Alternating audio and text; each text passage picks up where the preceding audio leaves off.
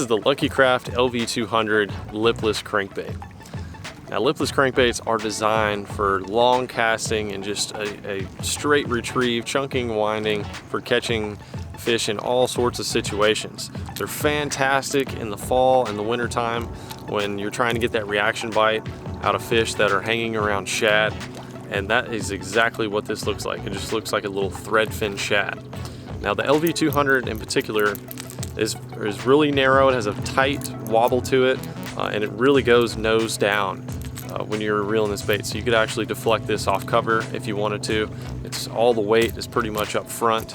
It's very aerodynamic, and it has a very loud, intense, deep rattle to it. So it's going to be extremely loud in the water. It's going to attract fish from a long ways. Obviously, you got really sharp hooks on here. But when a fish hits this thing, usually the first thing they do is come up and try to jump and get it out of their mouth. So I like to throw it on a medium action rod, something that's pretty forgiving. And the medium action rod also loads up really well for long casting.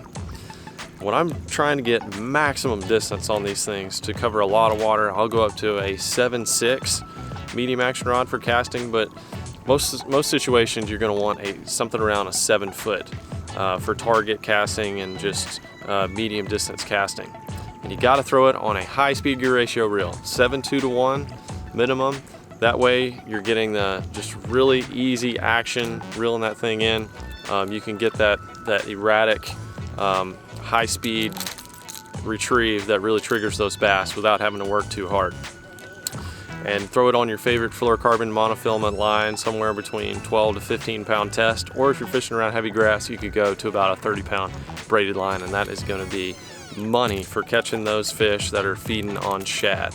So Lucky Craft LV200, great shad imitator, and it's loud.